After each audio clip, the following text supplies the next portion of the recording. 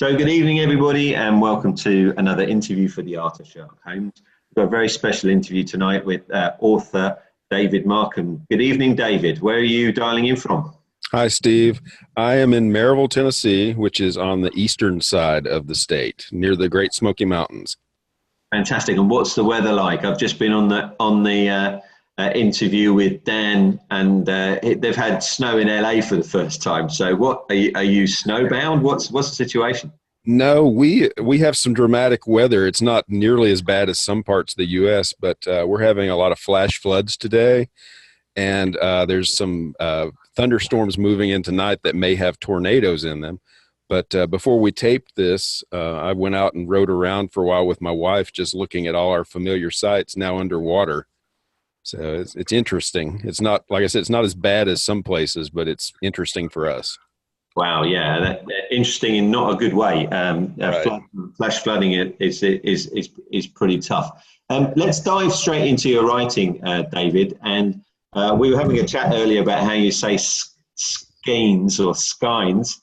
So tell us a bit about this book. This was picked by Randall Stott as one of the top 10 Sherlock Holmes books of the year for Christmas, as Christmas gifts in the year that it was published. So extremely popular book. Tell us a bit about it. Well, it's actually the second collection of short stories that I wrote. I had written one that I think we'll talk about in a few minutes called The Papers of Sherlock Holmes, and then I wrote a novel after that. So I decided that I wanted to keep on writing. I didn't really have a plan. When I write, I just sit down and open up a new Word document and sort of let Watson dictate to me. So I started writing this one, and I had 4 stories, one of which is the Gower Street murder. I think that's how you pronounce it. And that was going to be the name of the book. And then I decided I needed one more story, so I just wrote another one. And then I was taking a walk through the park one day and decided I didn't like the name of that book, and this popped into my head. So I'm happy with it. I tried, the theme of it is that tangled skeins, it's that Holmes's cases were never actually standalone. They always were woven with other cases or past cases or cases going on concurrently. So each mystery kind of has 2 mysteries going on at the same time, one way or another. You mentioned your novel, and we'll jump onto that now, Sherlock Holmes and the Quantity of Debt, which was subsequently translated and released as part of the Giallo Mondori series in Italy. This got some fantastic reviews. Tell us a bit about this one.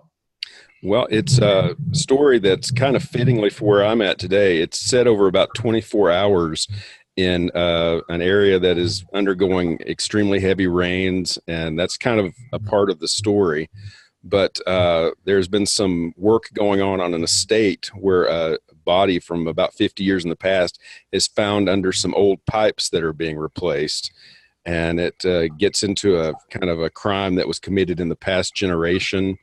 There are allusions to Charles Dickens in the story, because A Quantity of Debt is actually a quote from Great Expectations.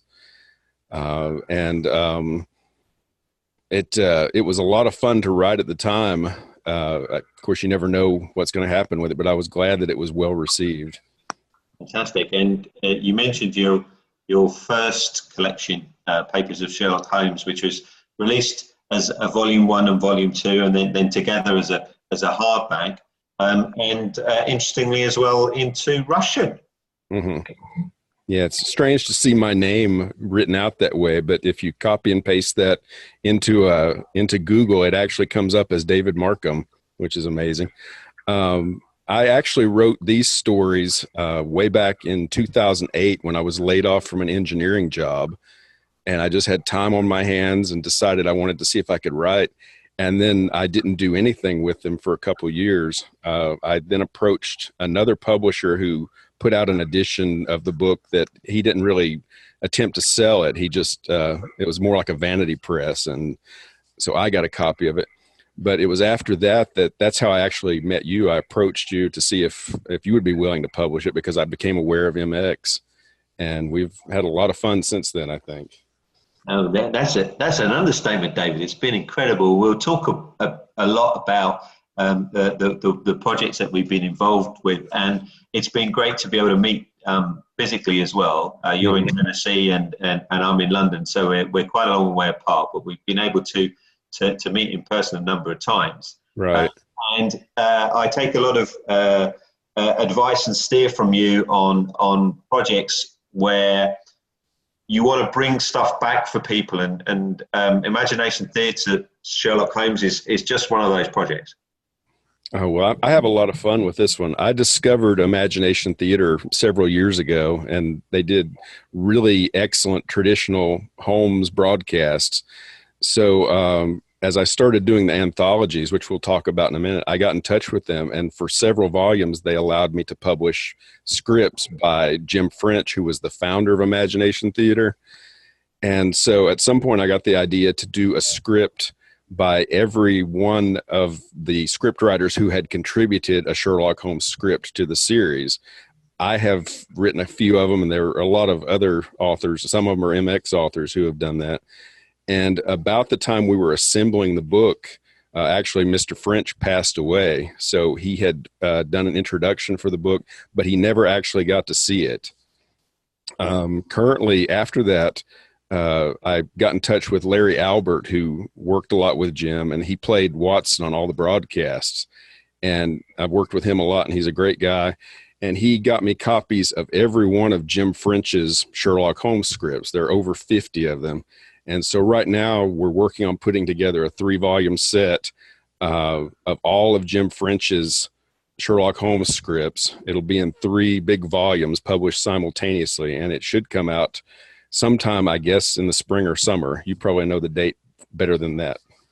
Yeah, I think one of the things I love about modern publishing is that we have the opportunity now to bring back lost works in a way that has never been possible before. So the old traditional way of publishing, where you would have to print many thousands of copies of a book to make it possible and viable. Now today we have wonderful crowdfunding capabilities like Kickstarter, which we together do quite a lot of those. It enables us to bring some fantastic works back into affordability, because for a lot of these scripts and a lot of books in particular, the only way you can get one is a rare copy and pay thousands of dollars for it, whereas now there's the opportunity to bring it back to the masses. So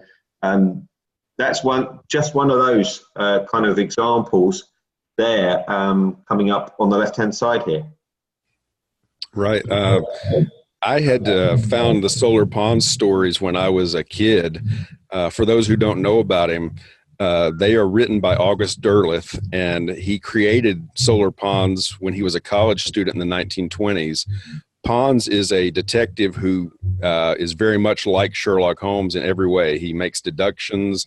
He wears a deerstalker. He lives in rooms that are set up like Holmes's Baker Street rooms. The stories are narrated by his friend, who is a doctor. And originally, Derleth published them in his own little editions that were just available to the people that knew about them. So they were kind of rare. When he died in the 1970s, they were reissued in paperback for a while. And that's how I discovered them when I was 10 or 15 years old, I suppose. And then those have since gone out of print, and those are as rare and expensive as the original Derleth books that he put out in the 30s, 40s, 50s, and 60s.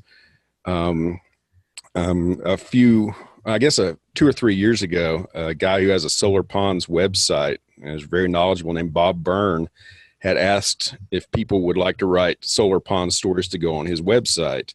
And since that's kind of a public domain thing, it's fan fiction, we didn't need permission. So I wrote a story, and I liked it so much I wrote 2 more Pond stories.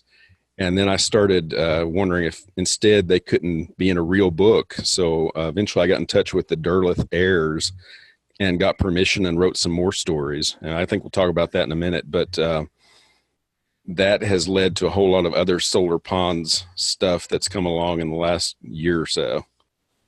And the other pictures that are on the page here, Sherlock Holmes Before Baker Street, Homes Away from Home, Sherlock Holmes Adventures Beyond the Canon. There's a big appetite out there from the fans to read Sherlock Holmes stories, and by bringing multiple authors together in a single volume, this is a fantastic way of giving people a really lovely variety of stories. And you've done many anthologies now, so this seems to be a very core skill of yours, to be able to get stories from writers and bring them together in a volume. Is it something? How did you first start getting into that? Well, I've written about this before, but it was in early 2015, in January 2015. And I literally woke up early from a dream where I had edited a Sherlock Holmes book. And so as I got up that day, I kind of looked around to see if there were any authors that I knew or thought I could contact. And I also emailed you to see if you thought it would be a good idea. And you said, go ahead.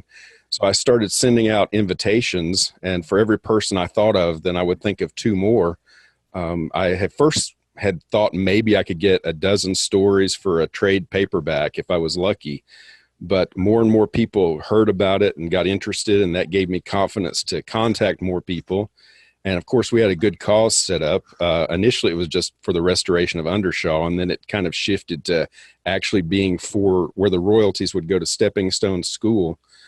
And before we knew it, we had more. We had planned on one book, and then it got so big that it was going to be two books. And then you and I decided it was going to be three books. So that first set that came out was 3 simultaneous books with 63 stories, which was the biggest new collection of that type of Sherlock Holmes stories that had ever been collected. Yeah, we're definitely going to come back to that in just a moment, because I want to talk about that in a bit of detail. But before we do that, tell us a little bit about Solar Ponds and the wider bringing back the whole of the Solar Ponds collection. Okay. Well, as I mentioned a minute ago, initially because of my friend Bob Byrne, I was prompted to write a pond story. And that led to the book that's shown there on the right, The Papers of Solar Ponds, which I named as almost a tie-in with my first Holmes book, The Papers of Sherlock Holmes.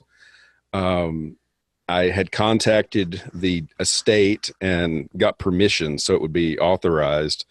And after that book came out, it was the first new collection of Pond stories that had been authorized since the 1970s and 1980s. Because after Derleth passed away, the family had hired a British author named Basil Copper, and he wrote a series of stories. And then his stories and his Ponds books had also become collector's items over the years too, as they kind of vanished. So after I wrote The Papers of Solar Ponds, I talked with Derek Belanger, and it was essentially this idea to bring back the originals. So I floated that in front of the estate, and they were willing. So at that point, it was a little over a year ago, I guess, I had scanned the original August Derleth Ponds books into like text conversion, and spent the next year basically revising them. Not revising their Derleth's text, but cleaning it up and making it readable. And so we started publishing the first of those the middle of 2018, and then we finished up the rest of them in late 2018.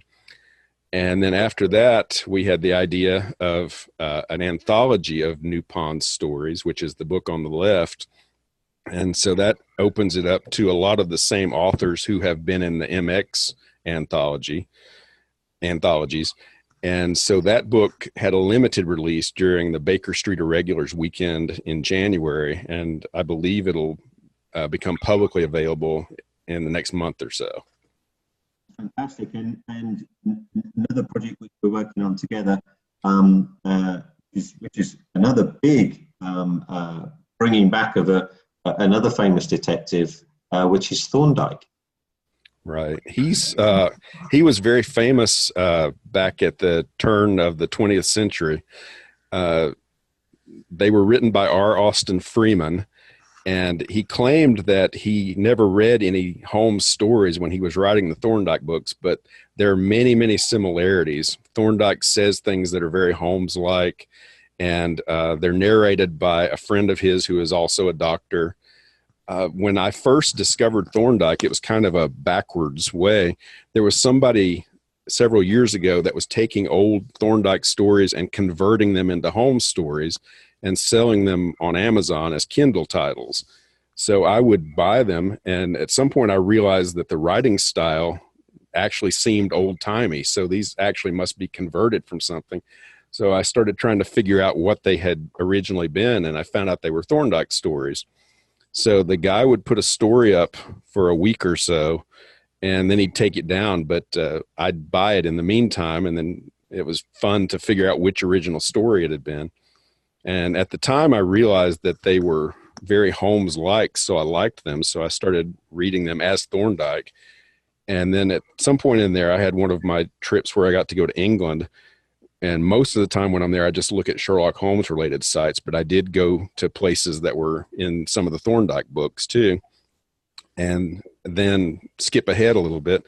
After the Solar Ponds conversions and updatings were done, and those had been published, I started to think about this and how these two should be brought forward to a modern audience. So you and I have been working on that since then.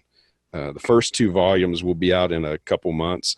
And then after that, there will be 7 other volumes spaced over the next couple years. And that should get all 21 of the novels and all 6 of the short story collections. Fantastic. And again, there's a fan base out there that loves Thorndike, and to be able to get a printed version is extremely difficult. Right. So this is great that it's coming back to that. But coming back to what I used the term when we were chatting earlier, your magnum opus. This is definitely the biggest project. So you teed it up nicely there that we launched the original first 3 volumes of 63 stories. We did actually make an application to the Guinness World of Records at the time, and made the point to them that this was a world record amount of new stories that had been written. I think it may be time now for you to make a personal application to the Guinness World Records, World of Records, as having edited more Sherlock Holmes stories than anybody else. Because the challenge that we had was that they don't do records for just because there's more of one thing than another. It's more about personal achievement. The fastest this, or I've done more of this than anybody else. I bounced a ping pong ball more than anybody else. That kind of thing. So it can be really interesting for you to do that. That would be. I think when we talked about that a year or so ago, there's another guy who's since passed away, Martin Greenberg, I think his name was, who edited a lot of books, not just Holmes, but others. So he probably had me beat then, but I think maybe I do have a lot more under my belt now. Well, with this collection, we've got another 3 volumes coming out in May, so we'll be up to 15 volumes, and there's 65 new stories coming out in those 3 volumes alone. So how many stories does that take us to in total across the 15 volumes? It's slightly over 330. I looked the other day, but as you know, I think we've had a couple more come in under the wire at the last minute, but it's a little over 330 total. I mean, if you add the other Sherlockian anthologies that you've done, you must be nudging 500 stories, right? It's getting up there, yes. It's been so much fun, too. That's the best part. I get new stories sent to me all the time now, and it's addictive. It's fantastic. I love your posts on Twitter and Facebook where you show your local coffee shop, and the post always has a deer stalker, the story, and the thing that's keeping you going, usually a bagel or a muffin. Yes. I don't know how that actually turned into a thing, but I showed somebody one time that I was reading his story just to kind of either show him that I was actually getting to it, or to show him that I was enjoying it out there in the wild somewhere in America. And several people asked me, well, why don't you show my story? And it has become a thing of its own since then. It's fantastic. I think the size of this collection is quite incredible. And the last 7 volumes in a row have had starred reviews from Publishers Weekly, which is something really rather special. Yeah, that's great, and it's such great credibility. I've actually been in touch with somebody about writing a foreword for a book later this year, and I think maybe that had a lot to do with it, that I could send links to the Publishers Weekly reviews. You mentioned Undershore and Stepping Stones, and I love this picture. This is on the right-hand side, Sir Arthur Conan Doyle sitting at his desk, writing Sherlock Holmes stories, and on the left-hand side, that's yours truly. Yes. I was very lucky. In 2015, when we launched the first 3 books, I was able to go to London for the launch party. And then a year later, where this photo shows, it was the grand opening of the Stepping Stone School at Undershaw. So that room is Doyle's study. And I managed to get Melissa Grigsby, the headmaster, to take my picture. And what I'm writing, I actually took a piece of paper from home so I could start the first line of a new Sherlock Holmes story while sitting in the same spot where Doyle used to write. Yeah, as you mentioned, it's Melissa's office, the head teacher. Yes, that's Melissa's desk, and you can't see it, but on the shelves behind the desk, she has some first edition Holmes books and also some of the MX books. Yeah, she has now she has the whole MX collection, and we actually have almost like a bookstore down there now. We support the school. One of the ways we do that is we help them with a bookstore for visitors. And she told me this wonderful story about how they turned up one morning and there was a cardboard box outside the door with some books in it that somebody had donated to the school, and inside there was a Conan Doyle first edition. Oh my goodness. So you can imagine that I don't think the person realized quite what they'd left there, but something worth many thousands of dollars just left on the doorstep, which is very sweet. Yes, we just have these old books, so let's get rid of them at some place that'll appreciate them. Yeah, I heard it's Conan Doyle, and this has got his name on it, so we'll just leave it outside the door. Here's a fantastic photograph of Undershore. So for those of you listening that aren't familiar with the story, Sir Arthur Conan Doyle had this house built for his wife, who was poorly, and it faces onto the Surrey Downs. So it gets this amazing sunshine all day in through these large windows. And the building had fallen into disrepair about a decade ago and was under threat of being destroyed by a property developer. The good news was it was ultimately bought by a charitable foundation who restored the building back to its former glory. And as you can see, it looks absolutely amazing. If you look quite closely there in the center, you'll see stained glass windows, and there are a lot of stained glass windows in the building. Here's a quote from Melissa, the head teacher. She's since got married. This is a quote from when she was Melissa Farnham. That they're really proud of the collection. I think what the collection does is not only does it raise funds and over $40,000 so far from the generous donations of the author royalties, but also a huge amount of awareness for the school and for the legacy of Sir Arthur Conan Doyle at the building all over the world. So they've been able to get a whole host of new partners for the school, new projects for the school, all off the back of the awareness that the collection has created. And we've even done editions into India and one small edition into Japan as well. So long may it continue, David. It's a fantastic project. Well, it's all due to the contributors who both love to write the stories and donate their royalties. And it's just been amazing. I've been so happy to be able through this to meet so many people, either in person or just electronically, which is the new way of being friends in a lot of cases. But, the people have been so generous, and when they hear what the project is for, they just are so anxious to participate. Yeah, and we've had some big names as well. So Jonathan Kellerman, Lee Child, Bonnie McBird, Lindsay Fay, There's some really, really sort of New York Times bestsellers that have got involved, but over 100 Sherlockian writers now.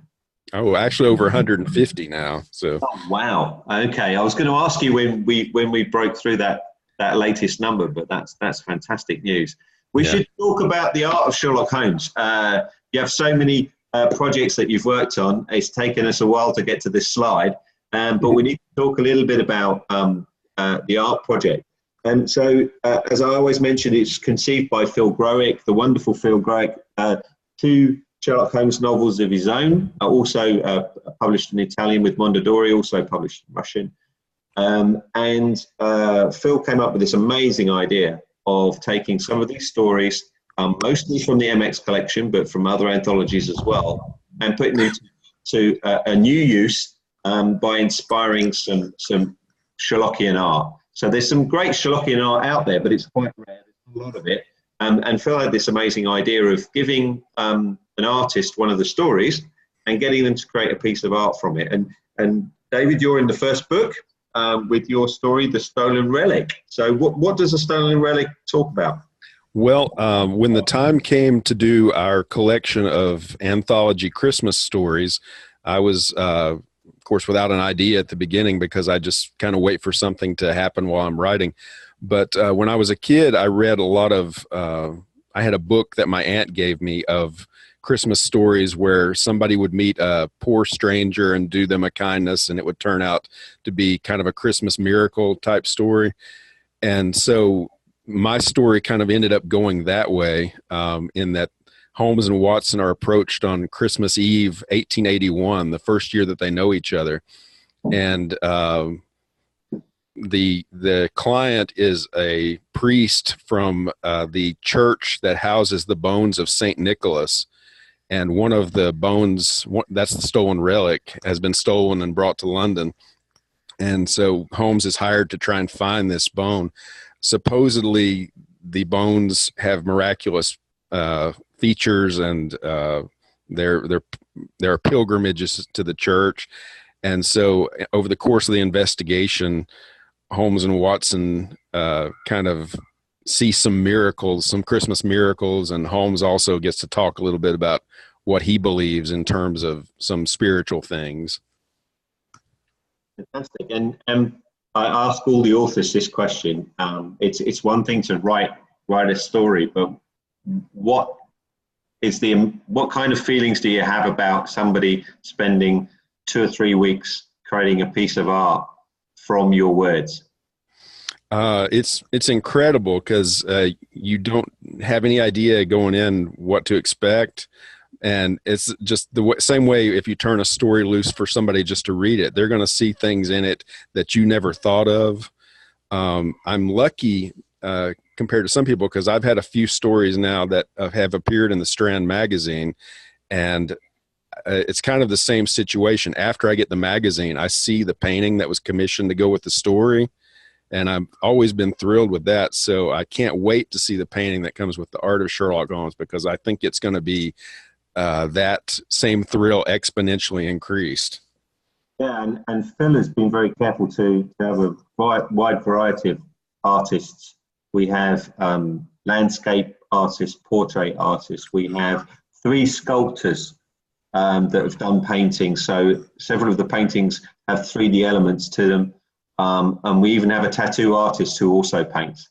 That's so fun. So it's superb. And the first edition is West Palm Beach, but it's gathering some serious momentum. We already have most of the artists signed up, and even 2 of the pieces of art complete for the first USA edition, which will come out in around about October time in the fall. So we expanded to the whole of the USA. And the idea then is to take it globally in early 2020. We've signed several artists, including from Japan, Mexico, US, and Europe for that global edition. And we're bringing all of the art together in May. So on the 9th of May, there will be a gallery exhibition kicking off at a very high-end gallery in West Palm Beach. West Palm Beach is a bit of a mecca for artists, by the way. So we've got artists from Venezuela, artists from Cuba, and Armenia, I think, that have settled in West Palm Beach. So it's a really multicultural group of artists. And that's why you've got such a wonderful variety there, and some very famous artists as well, like Bruce Helander, whose art is in the Smithsonian, in the Whitney, in the Guggenheim. Some fantastic art, and it will all come together in an exhibition. The exhibition kicks off on the 9th of May, and it runs through to the end of the month. And we will be cutting live from a major event that we're going to be holding on the 25th of May at Undershore. So we'll be linking via video into the gallery to meet the artists and to see their art and the paintings as well. And we look forward to your participation in the event on the 25th, David, and really look forward to some more stories from you for the future editions. Oh yeah, I've actually had one already accepted for, I guess, the U.S. edition. So I have to find something for the next one too. Fantastic. It's been wonderful to talk to you. I look forward to seeing you on your next pilgrimage to London. I'll be definitely back in the US. I'm going to pop to the gallery in May to see the art, and hopefully I'll make another trip to the US later in the year as well. So hopefully we can meet up and I hope so. Put our deer stalkers on and go down the local Starbucks. Yeah, that'll be great. Fantastic. Great to talk to you. You too. Thank Cheers. you.